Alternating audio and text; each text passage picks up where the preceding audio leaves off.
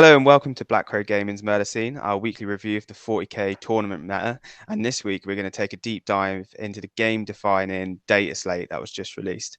I am Aaron, and I'm joined by a man who is bluer than Papa Smurfs. It's Stephen. Woo! Our special guest tonight is one of the founders of Black Crow Gaming, a man with such an exquisite beard, hipsters everywhere are jealous. It's Black Crow's Josh. Hi Hey. guys.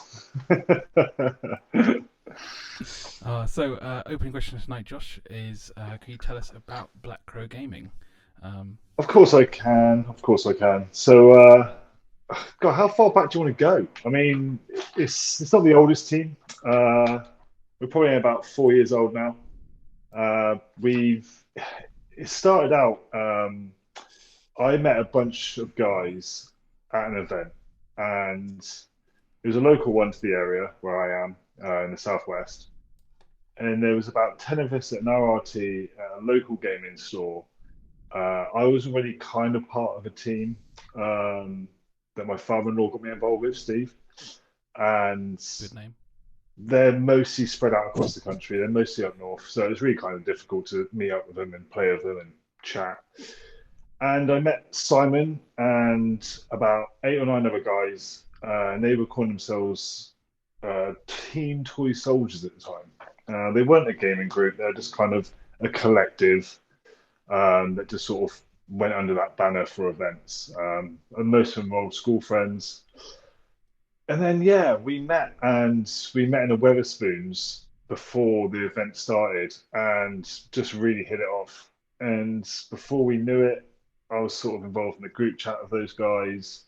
Steve came over, my brother-in-law came in, and yeah, they were like, "Well, we want to change names and stuff." And I already had a company called Black Crow at the time, and I was like stupidly like joking, just going, "Well, we just call Black Crow Gaming, that'd be cool." And they were just like, "That sounds awesome. Let's do that." I was like, "Shit, now I've got to try and design something."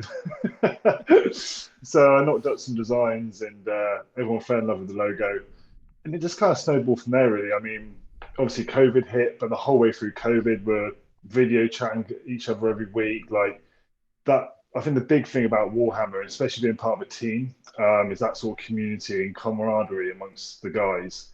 And that kind of kept us all going through COVID. And then, sort of, when we came out of it, we're all like raring and ready to go for tournaments. And this is like what we did. We started hitting tournaments really hard as a team. And we always went in with the same mentality of just being like the guys you want to play. Like, oh, I'm playing a Black Crow guy. Great. We're going to have a good game no matter who it is. And that's always been our mentality on the tabletop. Like, we're play hard, but we're fair. And the guys, yeah, respect to them. I mean, Aaron's touched on it before. Yeah, we can be kind of selective about who we bring in. But over the last, what is it, since COVID, 2 or 3 years, we've just expanded so quickly. And it's been an honor to be a part of that and to see it grow. And now we're pushing 30 players all across the country. Obviously, we've got Aaron, who helped set up the Norwich chapter. You know, big tops to him for doing that. We've got Ali down in Devon and Cornwall, who is a fairly new tournament player. But we brought him onto the team purely because he's just a great guy, really friendly, fairly well known in the area. A lot of us travel down there anyway for events, so we've got friends down there like Cross Swords and Bugle and stuff. And yeah, we said, well, come join the team, build yourself a community down there that we can bring into the team, and we can sort of bring it all together. And yeah, he's got 10, 12 players down there now that's joined. So there's a real community aspect to it. And then obviously with the Discord as well, which is just going strength to strength. And we're just bringing people together and, looking the way we play. So we play hard, but at the same time, we want to have fun with the game. Yeah. If you watch the back reps, you'll see we just almost play beer hammer. We're not looking to play the most meta list every week on stream. It's more having fun with the game and going 5 rounds, and whoever wins wins. But as long as you have a good time doing There's me putting together my 3 custody tanks at the moment and just putting that to the it. side. The Right. word filth and that guy gets thrown around a lot in this team. I just want to point out that no longer are we the filthy custody players, and the data slate will prove that. And don't get me wrong, as the guys in the chat will know, I was extremely upset when the it, I think there what was you're some. missing, Aaron, is you're extremely keen when the index first came out. We had to suffer that for long enough. So, Yeah, this is true. See, I'm enjoying custodies now even more with the changes. yeah, to be fair, some of our Eldar players are feeling the same. They're just like, it was just not becoming fun anymore, tabling people in two turns, where, okay, they're still the top dog, but they feel like they've got, a bit more of a game in front of them rather than just tabling people every time. Yeah, there's a chance to kind of be a little bit more creative with limitations. I think they're Yeah. good. Often, honestly, a lot of the lists Aaron knows. I really like the idea of that 30 custody guard list. It's so silly that I love. I love those silly ones. Ah, that fucking guy, I got you. My yeah, no, my I think I've said this before. My favourite list army ever had 3 data sheets, and that was it. And I want to keep it as Yeah, minimum as I can, and they love that stuff. So yeah. yeah, I sent Aaron I one have this to admit, morning, which was 3 tanks, 3 warglaves, and 2 wardens, and that was it. What was my response to that? Not Yeah, enough just custodies. yeah. Not It's, I enough mean, I custodians. was kind of that guy with Grey Knights in ninth. I mean, I took 20 Paladins to a GT, and when we had AOC and all the buffs for them, and it's just like, oh, so I'm really sorry. It's got to be fun for you as well, though. It's got to be a bit of a give and take. 100%. It was more of a friendly tournament anyway. It wasn't like I don't think it was even ITC ranked. So I thought, you know what, I'll take the meme list. I'll Yeah, take the 20 Paladins before AOC goes. And yeah, it was just sort of like park in the middle of the table, and if you can move me, great. yeah, It's worth mentioning. We talk about like we've got players in Devon, and obviously you're in the South Coast. The actual tournament scene on the South Coast is extremely popular. it's If you growing. go, Yeah, yeah, you go from like Southampton, Bournemouth, all the way across. There are some major tournaments that are around Yeah, there, really big ones. even from like the small 30-man players from independent stores. And I find it fascinating that there's such a massive competitive scene on the South Coast. But like we discovered in East Anglia, there wasn't really much of a one in East Anglia. You go to the Midlands, and then you thinking like going towards Cambridge. There wasn't really much of a scene in Cambridge. Yeah. Then you hit Birmingham and that sort of area. Then you go into more of a competitive scene again. And it was fascinating that like it seems like the South Coast, especially well, the South in general, you could even argue from London all the way down. There's a big until you hit Portsmouth, it seems. There seems to be Yeah, a big there's a bit of a lull competitive. there. It's like a competitive belt. We can call it the tournament belt of the country in some ways because yeah. it The it Orion's belt. yeah, it kind of goes around the generous hobby players midriff rather not quite all of the hobby players out there. Yeah, We well, need a bigger country. Is But there quite a few? Are there quite a few stores down south? Because it does seem, as you're yeah, saying, there's a lot of big name stores going to the Midlands, up to like Manchester way, where tournaments are bigger. There aren't really many on the east of England. There's a few that you can pull out, but maybe they can't then draw enough people in, especially down to Cambridge. So I can't really think of any down in Cambridge way. Um, so do you have a lot down near you? yeah. So, I mean, probably one that a lot of people know purely because of their events is Entoyment. So they run. There's a guy there. For God, I've forgotten his name. Nice guy, and he runs the Beachhead Brawl, which is very popular. Normally a seven game event, but all the top players tend to go down to that near Sorry, Poole. sorry, 7 gaming event. Yeah, they play 7 games in 2 days. It's 5 and brutal. I'm good. Like But then you've got things like you got BIG, you've got Bristol, you've got 40k Brawl, and and then if you UKTC go did more, their first Southampton this year. yeah, just Southampton, they'd obviously do Bristol as well. Been yeah, to that a few times. it's worth also noting as well, like some of the biggest YouTube channels, Liam Dempsey, Vanguard Tactics, Tabletop Tactics, they're all the South Coast, the Yeah, South. You've got what Tabletop Tactics I think are based in towards Bathway now. Um, yes, I believe they are. Vanguard is towards like Southampton area, if I'm right. And then you've got Liam, who's in a similar sort of area. And Mm. the, you know, but then we talk about like stores, recognizable stores. Element Games. Everybody knows about Element Games. Element Games is based in Stockport, Yeah, it's a long, especially from where I am. I mean, it's like almost a 4 hour drive from here. It's a and long way away. it's incredible. Like if we really come down to it and we think of where like the tournaments are all starting to pop up, and it does seem that the South Coast, especially, seems to be the hotbed for independent events. Yeah, I think so. Same with even if you go up a little bit and you go as far as Wales, I mean, Cardiff and stuff, there's a lot of big independent events around there as well. And then they say like you go further south, going to Cornwall, Devon, you've got Crossroads, you've got Curtin. I mean, Curtin's just opened a second store in Crediton. Like, so it just goes to show how well they're doing, and they're Yeah. just a small independent, and they've just opened a Mm. second store. So the players are there. It's just finding the team because I think teams are so important. If you want to play, not even if you just want to play competitively, just to get like regular games, like Curtin and places like that, they hold weekly game nights and stuff, so people can just turn up and play. And I think that's what's really important about independent stores is people just be able to not necessarily in a team, but just want to go and play 40K. They might only have one or two friends that play it. Yeah. Well, it gets a bit repetitive after a while. They want to play different armies and different people. And a really good way of doing it like, is to go to a local store. Interesting how it is it's so different from area to area. I don't think we'll ever truly understand the sociology behind it, but it's just really cool that like from this hobby that we know and what Games Workshop have produced, it's been able to create so many people's different livelihood, because ultimately this is a lot of people have got to put their hands up. I know we all slate Games Workshop for different things they might do, but they've also provide a livelihood to thousands of people outside of their own employment, and that Exactly. No, and completely and agree. that is incredible, all the way over to like the US, in Spain, all these different countries. They've all got YouTube channels that have popped up, like Tabletop Times, Mini Wargaming is Canada, Tabletop Times is America. Then you've got the German, Polish, you international teams, and this is all from a plastic crack hobby.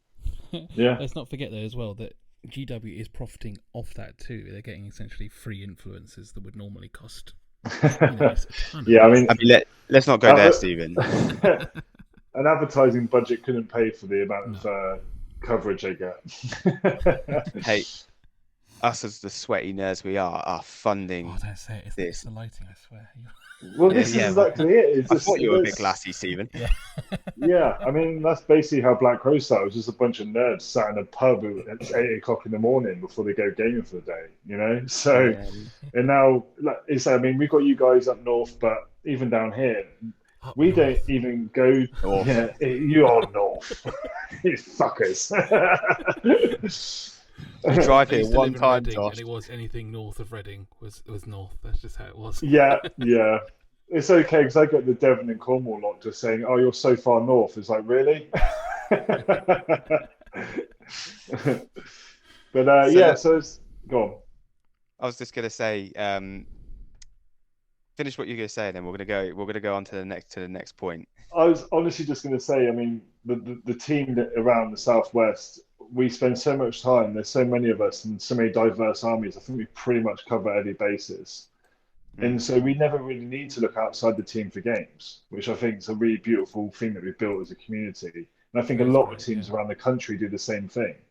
And I think that's why it's so important if you want to have that diversity in your gameplay and just that mental health aspect as well of just having a community of people that are like-minded that you can talk to, even if it's about not even about Warhammer, like just crap. mm. Completely agree.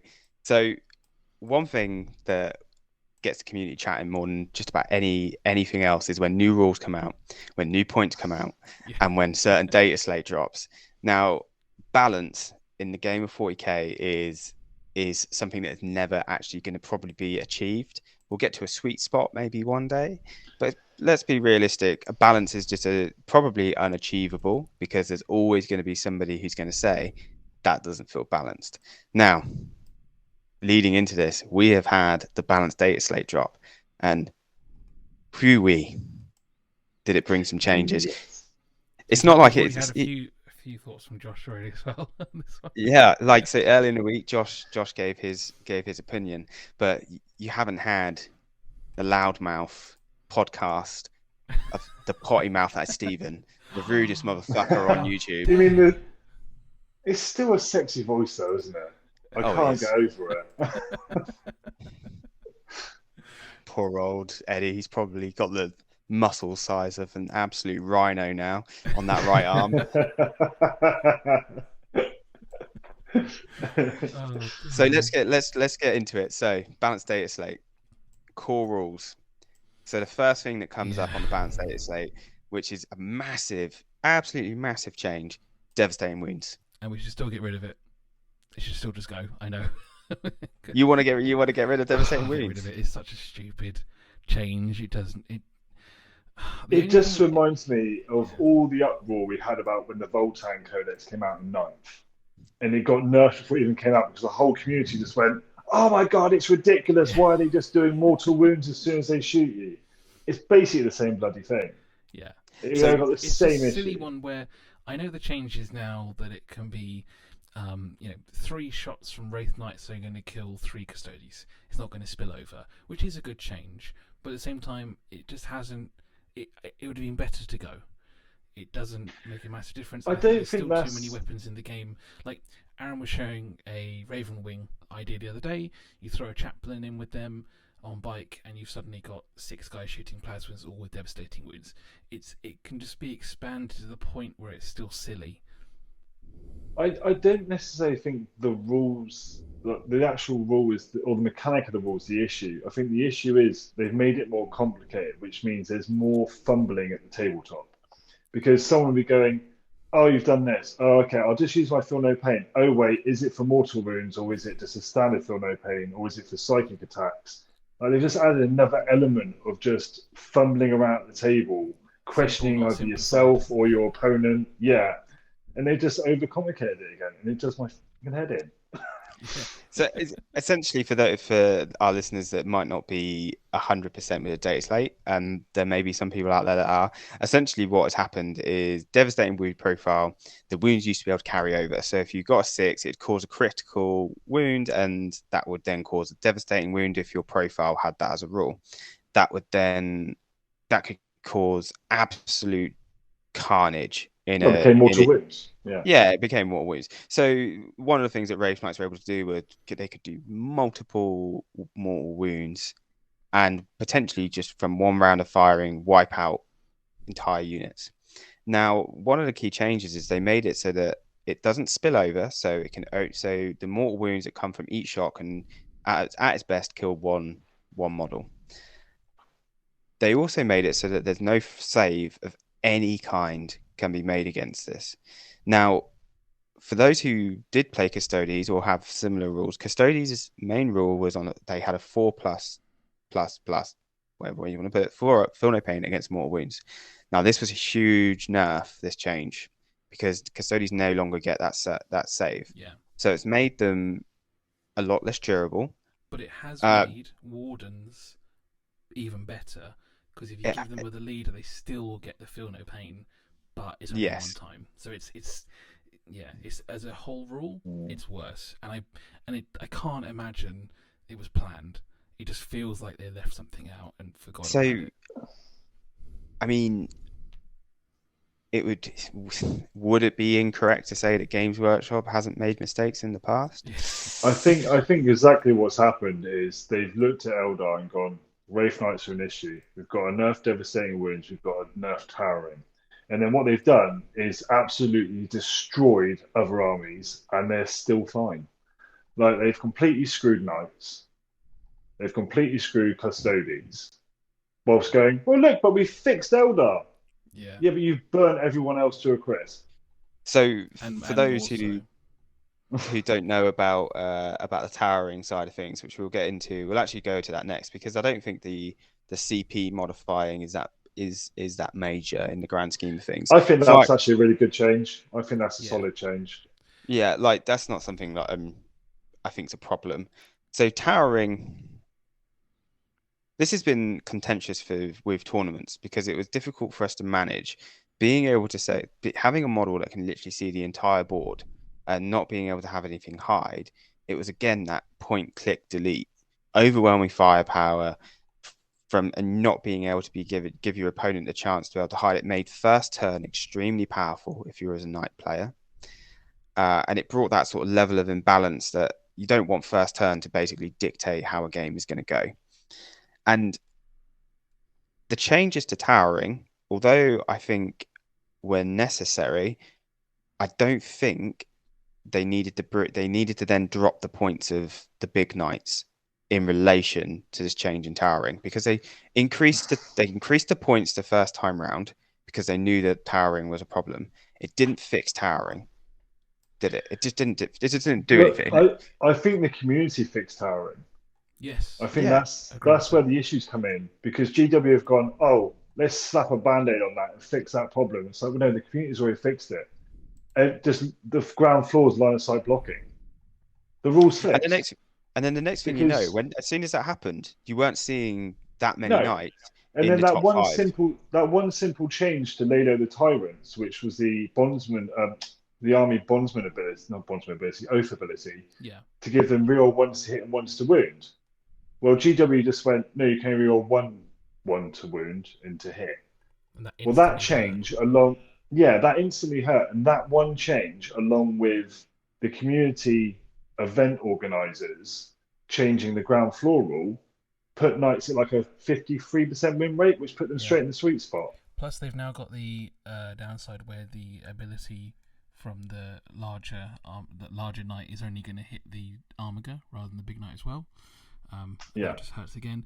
Although the towering thing, I haven't seen it run yet. There's just a lot of talk about it that a lot of people are considering Carnis Rex in Custodes lists now. So I'm getting my words all mixed up there. Because he got a drop of 30 points, so now 460. Without the need to worry about towering, so you won't get shot down straight away. Dropping him in and just being an absolute wrecking machine at the back could be really nice with Custodes. So we'll see how that one runs. I don't know if it will happen. There's talk of it online, so I'm curious if anyone actually tries it in yeah. tournaments.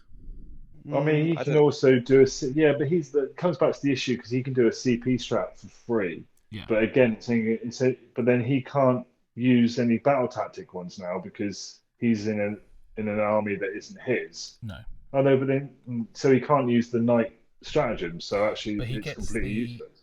tank shock, so he rolls 20 dice to see if he's doing 6 Yeah, mortal wounds on the first punch. His cannons 4 damage each shot.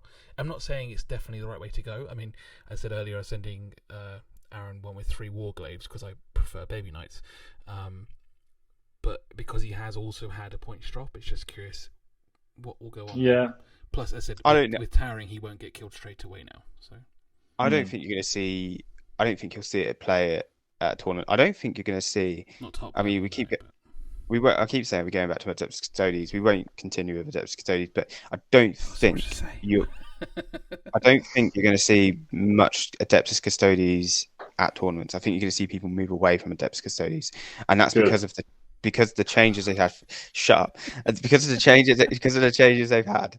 And we're going to get onto the faction rules now. So Adeptus Custodes, incidentally, are the first one, and now First of all, let's go through particular armies. So, Aaron, we know yours is Custodes. What's your other? Do no, you but have on No, the the on golden rent. I call them the golden rent boys. God. so the Golden Rent Boys, I mean Adeptus Custodes, are the first army that come up in the faction No, I rules. meant also. So that's what I'm Do bringing you about. have a second that we can come through as well? A second. A What are you second on about, army that you Steve? like is your, or are you full on No, I am Custodes? a full Full custodian Custodes. rent boy. We'll do I Custodes and then we'll go through all Josh's main armies. well, we've got a lot to go through. 12. So it's worth noting with the custodians. So they had their fights first ability was made into an epic deed, so they can no longer do fights first. That's no longer That's free. that's fine. That was a they can't do it for free. Yeah, that was a good change that needed to happen. The custodian guard data sheet was made 4 to 5 instead of 4 to 10. Probably a good change. A block of 10 is quite obnoxious, It is a bit. Yeah. especially when you can do -1 damage and you do it basically. if you didn't kill it, it touched you in combat. Then you're going to some therapist and being like, they touched me here, here, here, and here. Afterwards, it is absolutely ridiculous.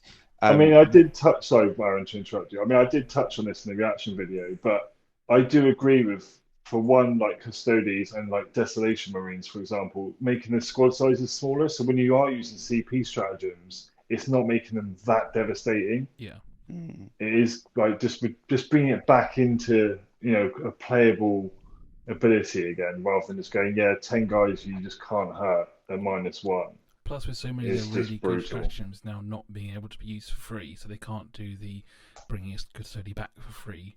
They can't, as you said Yeah, earlier, which I think, yeah, and they can't do the attack first for free. It's those really do hurt the ability, yeah, especially with so few CP in the game. but I think that's perfect because it makes Mm. you a bit more of a tactician in the gameplay. Like Yeah, you've got to think, completely. well, actually, in a turn or two, I might need the CP to do this. You've got to pre-plan a bit more. It's not just, well, yeah, I'll give them that for free, and Yeah, oh, I've got a couple of CP, so I'll do it again. You've got to think about it a bit more. So I don't think it's a negative change. I do think it is. I It just think the makes you think more. I think the changes that have come with custodies, I think the reason why you're probably not going to see them as much is because they are quite pricey now. They were expensive before per model, but with the change to devastating wounds, they're essentially their faction rule. The 4-up Thorn Pain against mortal wounds isn't going to come up very Yeah, often at all now. And so they've now gone into a situation where their faction rule is pretty pointless. You've then got to make them more expensive than just about any model per unit in the game. So your basic battle line custodian. If we're not looking at the sisters, science sisters, but are looking at the just the custodians. just the They're like guards. 50 point, yeah, 50 point for a guard. jeez, Yeah, yeah. 55 for a warden, and yeah. But I mean, my hot take on this one, I don't think it's a hot take necessarily, but I think if there are custodians out there still running, we'll see wardens supported by Valerian, because he's the only HQ that hasn't gone up. He's still the cheapest HQ, and with a block of wardens, he does keep them around. Now, I'm not sure how everyone's going to run the rest of the list. I'm sure you have as well. So Trying to get the a few blade things, but champion still has play. The blade champion is still still, an excellent. It's still excellent. The I think what you might see some people try now is because the only unit that wasn't restricted was the Alaris Terminators. You can, though they got a slight points increase, you can still take a blob of 6, and yeah, then you can add a shield captain, so you can drop 7 Terminators in. and then Toughness 7 give Horde Terminators. 6 as Hunter instead of the shield captain that originally had it. Yeah, Yeah, and that will hurt. The thing that was like most confusing about these faction rule changes was that the Virtus Praetors, so the bikes, no one was taking the bikes because they're, let's be fucking honest, shocking. And the the captain went up 30 points as well. the, the shield captain went up 30 points, and then they limited the amount of models you could take per unit. So you can now do 2 and 3. It was 2 or 6, 3 or 6. So I'm like, It's weird. so they've just nerfed them. Yeah. That unit didn't need another nerf. That unit was very much nerfed enough. We've then It's got the scared from previous edition though, isn't it? When in ninth everyone had bikes and as many as they could. yeah. It's just mental. The thing is with Adeptus Custodes, some YouTubers out there seem to believe that they're going to sit around the 52-53% mark. I don't know what they're sniffing, but I'd love to have some because I think realistically we're looking at 45%. And the Well, if reason you I say stop that, playing them at P52%. I have I have a very positive win to loss ratio. You absolute douchebag. I think in a way now every list I've written for Custodes since this, unfortunately, I'm just losing guards. They're coming out every time for other units, as you said, Alaris and Wardens, and I've even got one with an Eversaw running in it now because I had a 75 point spare, and it just made more sense. So yeah, it's interesting to see what comes from it, and what takes over. Another big one is the tanks have stayed exactly the same points, which I'm really surprised about. But there we go. Yeah, we'll go on. So Next on the Josh, list. wait, Josh, what's your main army you're focusing on right now? Because I think if we run through every Uh, one, we might get a little lost in what's available in them. I'll be honest. Too many. Currently nothing, because running a YouTube channel means I don't actually have a permanent army at the moment, which is great. It is fun to be playing everything, but at the same time, I mean, I was the last event I went to, I took Imperial Knights pre the dice, the reroll ones nerf.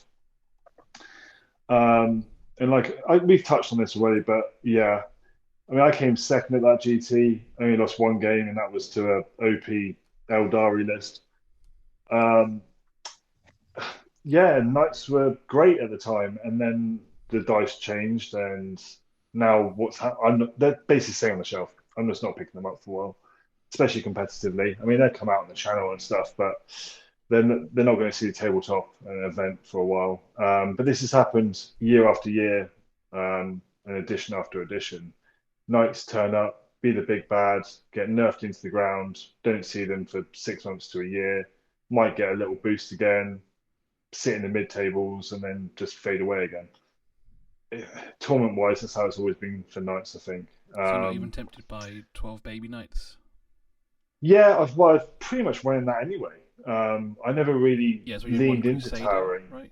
Yeah, I was only running one Crusader and then just yeah, 6 and 4, so 10 Little Knights and an Assassin, and Mm. that's about it. So yeah, um, I thought about playing around with it, but then now that they've basically upped Little Knights as well, it's just made them harder to take as well now, Yeah. which has then inadvertently affected Chaos Knights because they've just done it with all of them. And that's nerfed Chaos Knights at the same time, which I could also be running. But Apart from carnivores. yeah, I know. My list is just It's got like, so no, many this isn't. carnivores.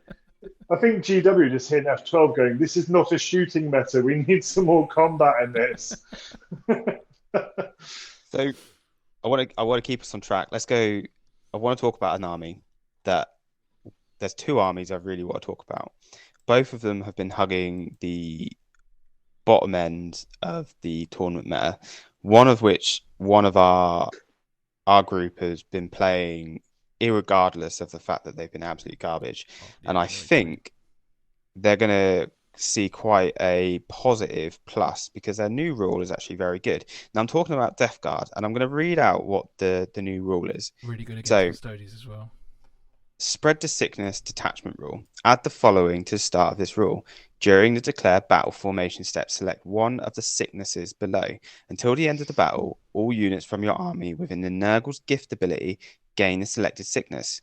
Skull Squirm's Blight. While an enemy unit is within contagion range of this unit, worsen the ballistic skill and weapon skill characteristic weapons equipped by models in that enemy unit by 1. Rattle Joint, whatever the fuck that says. While an enemy unit is within contagion range of this unit, worsen the save characteristic of models in that enemy unit by 1. On Scabrous Soul Rot, while an enemy unit is within contagion range of this unit, worsen the leadership and objective control characteristics of the models in that enemy unit by 1. And then there's another little bit at the end. Change the parenthesis at the end of the current rule to so enemy units within contagion range of it will have their characteristics modified. My word. So start of every game, you've got a contingency for pretty much every army. Yeah. Yeah. So as soon as you get near them, and I think Yeah, but it that starts off quite spreads as small. well. It starts Yeah. getting bigger throughout the rounds Yeah, as well. yeah, it starts at It's like just part 3 inches or 4 inches, up to 9 inches, I think. And Mm. while an enemy unit's within contagion range, like the -1 to your ballistic skill and weapon skill is good. The -1 to your save, Yeah. that's Yeah, if that's you're running very into a good. lot of infantry, that's really good. I think it's I'm actually not being quite funny, good. that's actually very it's There's very a good into move Grey to Knights. there's a move to put armies back into melee. It's Death Guard now and Orcs can be competed with Custodies in melee now, and there's not much Yeah, that can be 100%. done. And World Eaters, just Oh, to World throw Eaters, yeah, a of coin to course, them. yeah. I mean, I've got a World Eaters army. I was running a lot of them at the end of ninth, and I built a list the other night and just went, wow, that looks reminiscent of ninth edition. I could actually get a proper size army in again. There's just points drops galore. Yeah. And so, yeah, I think they are trying to squeeze out the combat armies again. I think it's good for the meta that there's going to be a shift because although a lot of people love their gun lines, it's very static Yeah. and it's quite boring to play against. It's like you kill everything, then you go score your points. Okay, fine. I think the way that armies have been played, I think there's that hangover from ninth, and people kind of don't want to accept that the way that their armies used to play are now different. So I think one that was really, really obvious for that was Leagues of Votan, and they were terrible. They were super powerful ninth, come into 10th. Their rules were awful. There were a lot of points. They their rules just didn't really work. So they've had some changes, and I'm unsure how effective they're going to be.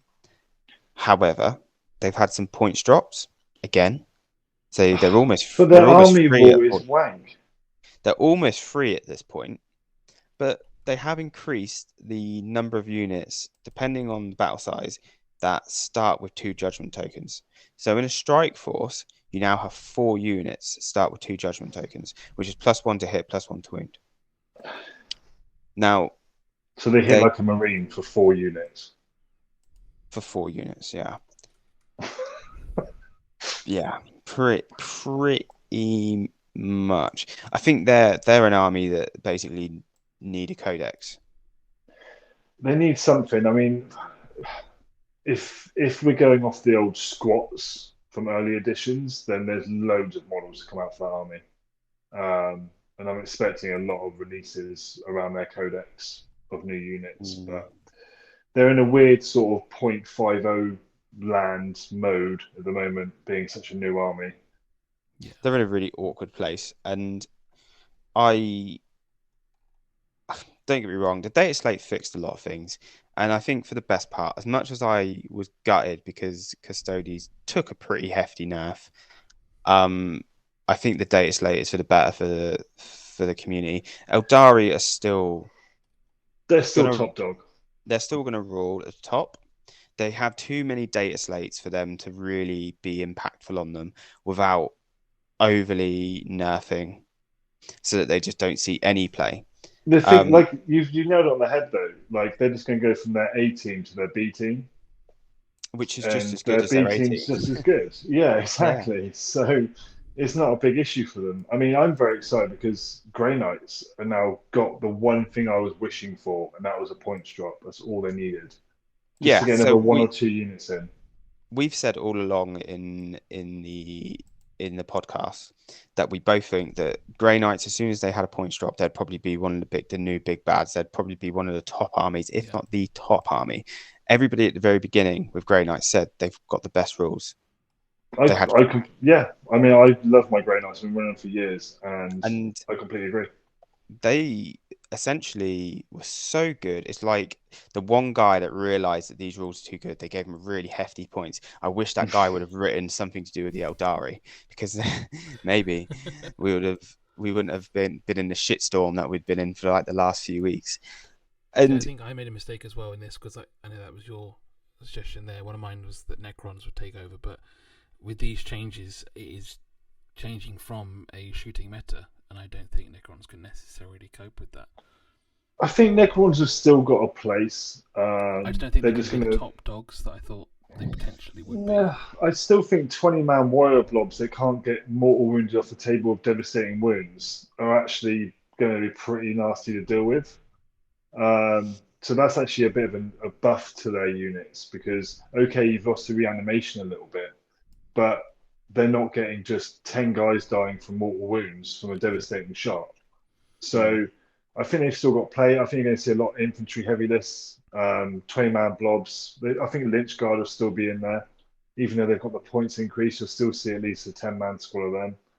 Mm. And just a bit more strategical play with your reanimator because you can't just keep reusing the stratagem over and over No. to bring back units. So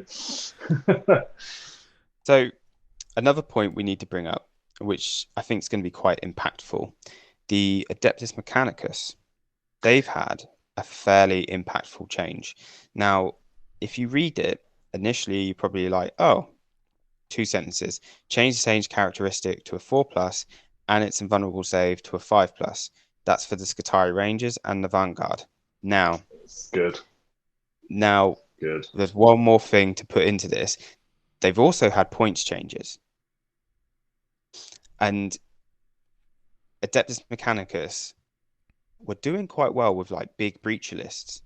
But now their basic troops, their battle line, Skitarii, Vanguard, and Rangers, they've now just had a massive buff for their durability.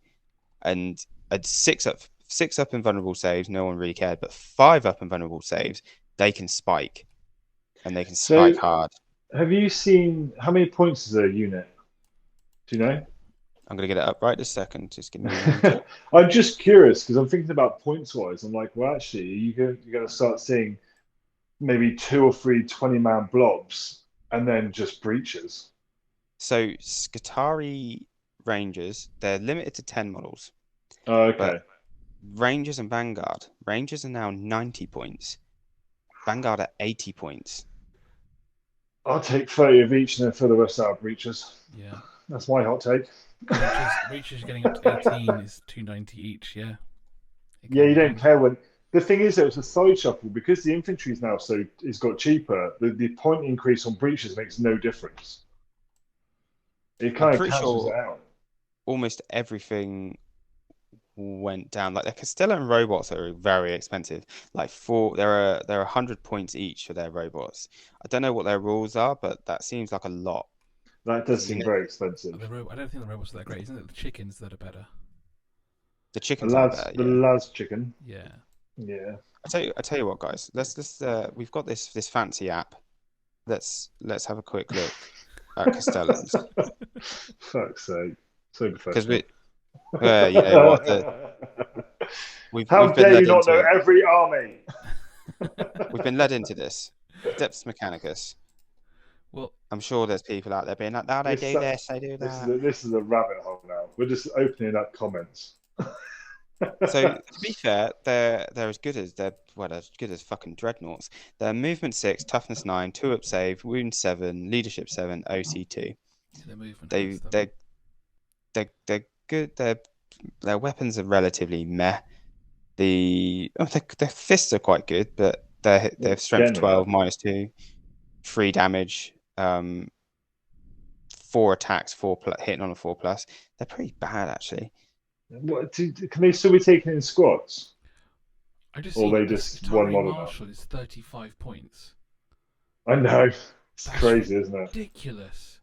Yeah. Well, I just put your suggestion together, Josh. If you had 30 Vanguard and 30 Rangers and then 18 breaches, you're still only at 1380 in points. That's a load of room. 3 Wow. marshals, like Wow. Yeah. 35 Marshal in points every for a squad. marshal. Yeah. But then you got They've like dropped different versions of marshals as well. So you'll just give every squad a character Yeah, and they still dropped a have lot. still have change. 35 points. They That's the same as an enhancement. Like, Mm. I think that's ridiculous. when we talk about armies that from the bottom that will come towards the top now, it won't be the likes of Votan. They're still bad, but it will be the likes of Adeptus Mechanicus and Death Guard. I think Death Guard will go towards that 50%. I think good people who are playing Death Guard who they'll be good players. They will love the new rules because no matter what, like when I see um our friend in the Crow team and we're at an event, he always manages to get those Death Guard into combat. They move 4 inches, but he still Yeah. manages to get them into combat. I think what we got to remember though is we're not talking about S tier army like S tier right No. now. It's that middle ground, isn't it? That sort of A to B range of armies, Mm. which is just this big melting pot of competition right now. Like forget about the S tiers. Like this is where your RRTs, your smaller events, where these armies could potentially, with a good pilot, be winning events. That's the sort of armies we're talking about right now, really, isn't it? Yeah, I You think the know, first time we'll Death really Guard aren't see going it. to jump to the top, The but first time we'll really see the results will be LGT, and I have a big feeling it's going to be Eldar. Yeah, but Still again, at the that's top. just a melting pot, isn't it? Yeah, that's just a melting pot. You mean you probably just want to ignore the first 20. So, Because it's all going to be So Eldar. let's yeah, have a think about this. We're not going to do like a ranking because that'll just take us too long. But we talk about this S tier top now for trumps. so for our viewers I guess top who are A coming is probably the into way it. to go. S Yeah. tier are the armies that are considered to be the best. You could put anything together, you could pretty much win. Their rules are just by far better than Should we all other write down our armies. answers and then compare notes? I mean, I've got two in mind that I Go on think are then. going to be We'll do You clear two go for each. winners. your two, Choose your Aaron. two. What Yeah. are your two? It'll be Eldari and Grey Knights for me Really? now. Yeah. For me, I think we're looking at Eldari and Orcs. That's a yeah, okay, that's out I there, think, but I reckon yeah, after playing them the other night and they got a bloody points drop, I completely agree actually. they've even with the truck going up 10 points, that's not enough. They Yeah. Yeah, Eldari is still there. I don't want them to be. I've never really liked the pointy-eared pricks, but that's what it is. I think my heart says Grey Knights. My only concern is the meta for them right now, as everyone's going, well, why don't you just take 20 Terminators, 10 Paladins, chuck a couple of characters in, and a Calidus Assassin, you're done. You still, yes, that is a big old brick of Terminators to deal with. It's still going to be jumping on the table. They are a nuisance. My only concern with that is, and I've always played Grey Knights completely differently to everyone else, and I'm fine with that because it's my play style. My issue with that is you're not utilizing the army ability. Like the whole point of us getting a points drop was so you could then start jumping these 3 units a turn. When you've only got 3 real units on the table, you kind of yeah. I'm ranting, but they do have play. Dread Knights are still crap. yeah, Um, that's such a but shame. there's a I remember when I yeah. first played them against them in ninth, and someone came to the table with 3 Dread Knights and then the leader guy as well. So it was like 4 big mechs, and it was just like that looks cool, and just, they're just I not so there now. I did the ITT a few years ago, and I was taking the Grey Knights, and I took the 4 Dread Knights Yeah. list, and I just turned up on the table, and people were just like, so look, I'm the slapstick. This is why I'm Yeah, here. I think they look good. Like they're one of my favorite models in the game. I don't know why, because I know people have make Oh, the fun of old baby them. carrier. People make fun of them baby carriers, all that, but I think they're just really cool. So I yeah, think it, Sarah and I probably agree then. It's Grey Knights and Eldari, and then the Orcs is the outside runner. I reckon that's not a bad roundup. Orcs, I think, is one I of those think ones where people who play Orcs often adore them, and so know them very Oh well. God. Yeah, So we have a resident Orc player here that you would have seen on the stream yeah. this week, and Dale's been playing Orcs for ever. It's the only army he's got. Uh, oh, that's a lie. He's now got Black Templars, but that won't last long because they always come back to them. And here spend like a month painting a tank. So, and you're right. I think Orc players are the most passionate about Orcs. And they some of the most always look beautiful armies are fantastic. orcs. Yeah, Yeah. they always look amazing. The conversions, everything. So yeah, hats off to them. Like a good alt player will always pull out a result, I think. Yeah. So do you know why I don't think we're going to see orcs? Although we'll see some orcs at some tournaments placing high, do you know why I don't think it's going to be overly popular? Because the top players won't be using them. Because it's expensive to use them. That's true. Yeah, there's the same with AdMech. And so when these are these horde armies that have really got good rules, the thing that let them down is people who do meta jump, they can't go and buy those armies without buying them painted because it just takes too long to get them all painted without doing an absolute sh shoddy job. And That's don't why get me wrong, custodians some and players out knights can do so quickly because it's like so few models. exactly. It's why you see so many of them because it's cheap to get them. And I think that's something that needs to be addressed in this hobby is this like disparity of getting like costing armies. So if you really, again, if we talk about its balance, and this is why I say balance is never going to be achieved, is because armies cost different to get to 2,000 points financially. Oh, yeah, Custodes, it's a really good point. one of the cheapest ones. But if someone says, "Oh man, I really like orcs," but to be able to be able to be competitive in Warhammer 40,000, you need to have lots of units that you can chop and change and go to. Basically, you need to have multiple of every unit at some stage to be able to keep up. I And don't think it's even that. I orcs think have got you're right. so many.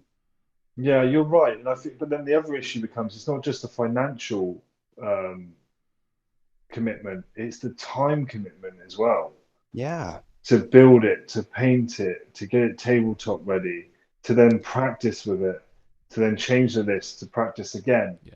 paint more models. Like it's a big part of the hobby, which I guess it's different for some people. Like some people are more just hobbyists, some people just paint. That's what they love to do. A lot of us, or myself personally, I painting's not really the big part of my hobby. I like to play. Like I don't build cars. I drive cars. I'm the same with this. Like I'd much rather be playing than painting models. So a lot of my paint schemes, I technically I work on it, but I do the quickest thing I can They're because that's not legal, where my but hobby maybe not. is. You're not Yeah. going for winning the best painted award type thing. Oh, you say that I have, and that's always made me laugh. I have one best painted from me, so I'm like, that Oh, model took me nice. 20 minutes. See, my friend, he always uses the same army that he's overly paints. He triple paints them essentially. Like he gets bored and repaints them all, and he knows he's not the best army, and he takes it to a tournament, and he knows he's going to lose because it's not the top meta game. But all he's worried about is best painted. That's all he ever wants. Yeah, yeah, we've got a which is few fair guys like enough. that. And I think I that's mean, great, and I wish I had that passion for it, but I just don't. I'd rather just get it on the table. they tend to be the people who have that sort of balance in the hobby, and like an observation. So, like for me, I collect custodians. I collect one army at a time, and I paint it, and I do a off. I don't do an easy paint scheme. I'll pick a different paint scheme to the one that you commonly will see. And for me personally, I then spend all that time just painting it. I end up with like loads of units fully painted because I swap and change based on the meta currently because I like my competitive play as well. But this is kind of like where that hybrid can come in where I like the painting, but I also really enjoy the competitive. So I don't actually have the time to commit to other armies because I wouldn't be able to paint them to the Mm. standard That you really that would be happy with. I'd be happy with to put on a table because I wouldn't sit there and think what is the easiest but looks good scheme. I'd sit there and I'd be like, I really like the look of that scheme, and then I'd find out later afterwards that it's actually got loads of steps and it's really complicated, and then it will take me like several weeks to paint one unit because of that. First time I ever saw Solar Watch for Custodies, I was very tempted, and then looked into it. I was like, no, that's not. Yeah. I'm not painting white. And I think that's where like orc players, like you speak to a lot of orc players, and they typically they love orcs. They just have orcs, and it's the same in some ways with like Tyranid players because if you get like a Tyranid horde player, and they've done beautiful carapace on all of them, that's what they collect these, and that's where being a hobbyist and liking painting crosses over with competitive play because they just don't physically have the time to be able to keep up and do it to what they want to. This is where And commissioned like painters come in. this is where Siege Studios, nudge nudge, wink wink, let's get us a sponsor. Siege Studios, they are quite expensive, but they probably are one of No, the they're best not. They're very commissioned painters. reasonably priced. Do you... All right, yeah, Yeah, sorry. excellent. Always giving it away. Yeah, Siege, you're cheap. I don't And say do you the know where you cheap. can No, wrong word. No, quality. Siege Studios is so cheap it sells itself like a cheap whore. No, I'm sorry, I take it back. Dear. You try to get us cancelled again. It's not a cheap whore, it's an expensive whore. No, I mean it's not a whore at all. You're an escort. Oh my word, where's this going? You take me out for dinner. You give me the girlfriend experience. You take all my fucking money, and then when I come out of it, I come out with this beautiful army. It's great. I've been out for dinner with you as well. I was a bit worried, man. Yeah. I took you for a nice dinner. I gave you the girlfriend experience, and walked away someone's bitch. It was. I'm not sure where to cut on this. Ages ago. Yeah. About 10 minutes ago, I would have. Anyway, I digress. If we're going to talk into commission painters, there are many out there. There's lots of independent commission painters out there. We have one in the group. Yeah, we have Matt Jarvis. He is a commission painter. If you want to get something painted by him, find him on Facebook. Have a look at what he does. He's great. We've got Elmo Miniatures. That's another commission painter out there. And it's just important to note, like, some of these, not as big as Siege Studio. Don't get me wrong. Like, you can't get to the scale. There's Poseidon Miniatures as well. They're a commission paint. And if painting isn't your thing, but you really want some great looking miniatures on the table, by all means go to commission painters. They do it because they love it, and they're there for you to use them as a service. And that's a really important aspect of our hobby, again showing like this thing where Games Workshop have been able to give people careers through just loving this hobby. And that's a really cool aspect. And what we'll do in our description, we'll drop a few links for some commission painters, so that if people are interested, by all means check them out. We don't get any kickback. If you want just 2 different spray cans. I mean, that works. Yeah. I heard I heard Stephen is fantastic at blue. Oh, Smurfs. Yeah. When are you going to buy an Ultramarines army? When he gets off Papa Smurf's love sausage. No, I'm joking. Oh, Gilliman. And on that note, guys, I think it's probably time we look at wrapping up. So I just want to say finish on Gilliman. Yeah, no, we're not going to. I just want to thank Josh for coming and joining us on the podcast. Obviously, he's busy doing the bat reps, and we do the podcast side of things. But thank you for filling in, because obviously Joe wasn't able to make it with us tonight. He's going to be with us next week. So thank you, Josh. You're welcome, guys. Thank you for having me. If you like what you hear and you want to hear more, please like and subscribe. You're going to hear me and Stephen every week. We're going to try and get a guest. We're going to talk about the meta. We're going to come up with silly, ridiculous things to say, aka Siege Studios and the girlfriend experience. And I've got to leave that in now. You do have to leave that in. That was deliberate. I'm glad you worked it out. But anyway, please follow, like, subscribe. We're Black Crow Gaming. This was our murder scene, and thank you very much, guys. Bye, guys.